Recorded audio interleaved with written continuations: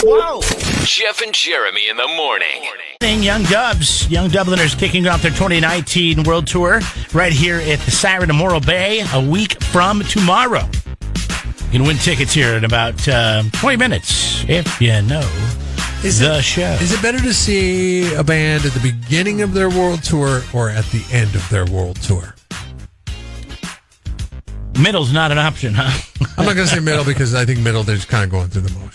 I mean, I think there's a hammock effect, meaning, you know. Well, I know what you're saying, and you know they're probably using this show as a tune-up show. Isn't that what they call those? Which I love those. Those are good. Those scenarios are awesome because you're getting the act a little bit more raw.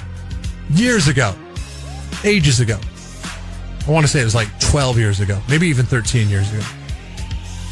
The Black Crowes were getting back together, and one of their first shows was out at the Pozo Saloon. But they were testing material for their real tour. So I've seen two bands in these scenarios. One was Motley Crue and one was Black Crowes. Black Crowes played for like 3.5 hours at the Pozo Saloon because they were testing material, and they were just happy to be back together. And they're like, "All right, let's give the people what they want." They played forever that day. I was like thinking, wow, they're going to be done sometime soon, and then sticking around well into the night. And the show started when the sun was high in the sky. It was well after darkness when they were done.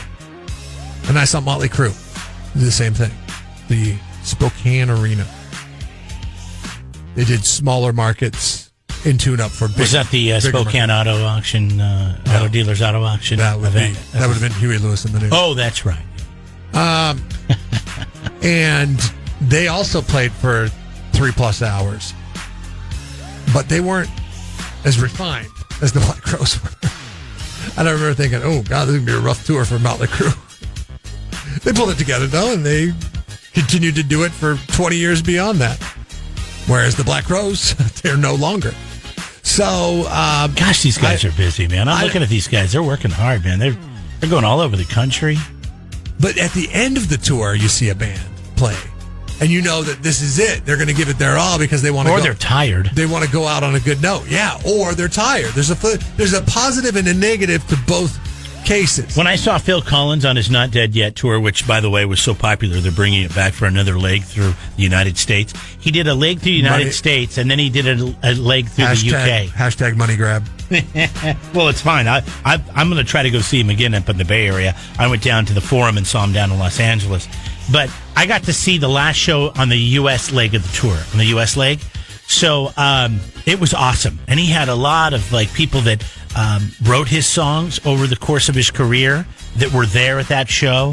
And he was calling them out. And you really felt like you were a part of something. So that was really pretty cool. So maybe the end is really good, but the fun is, going in the beginning and seeing those tune-up shows and seeing how they're kind of playing with things a little bit. And you're probably going to get a different show than if you went to see them, through the third through 20th show. When they have it refined and it's the same set list at night in and night out. Yeah, now we're playing a little bit. We don't know what we're going to do. We're just feeling it out to see what we like. So. Like, Counting Crows are coming to Vina Robles Amphitheater. Not one of the shows involved in the Final Four. But,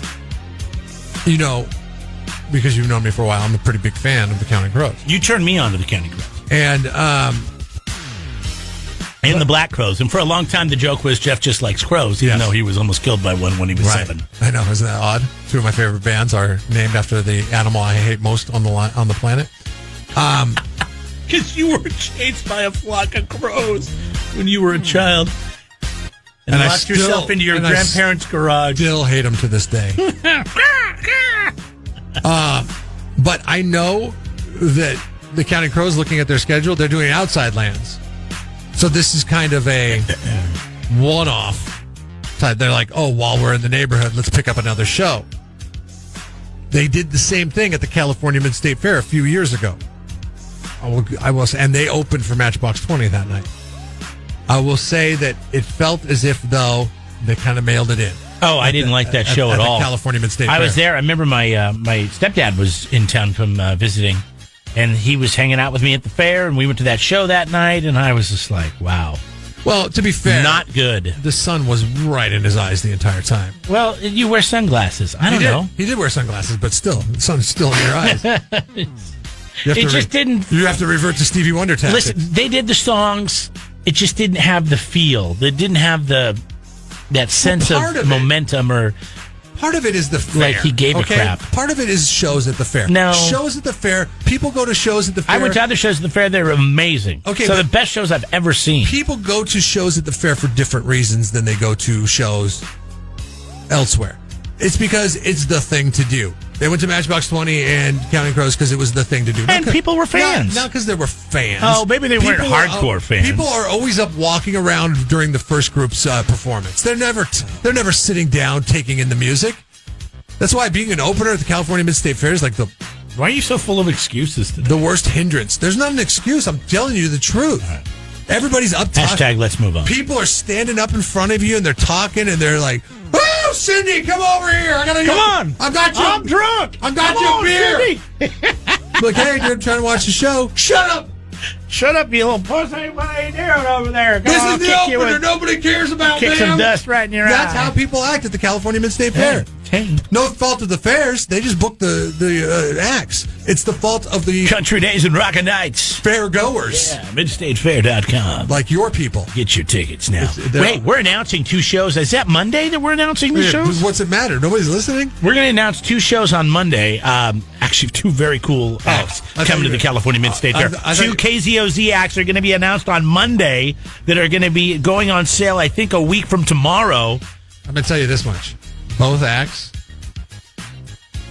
are considered to be top 64 because both acts are in the Vinyl 4.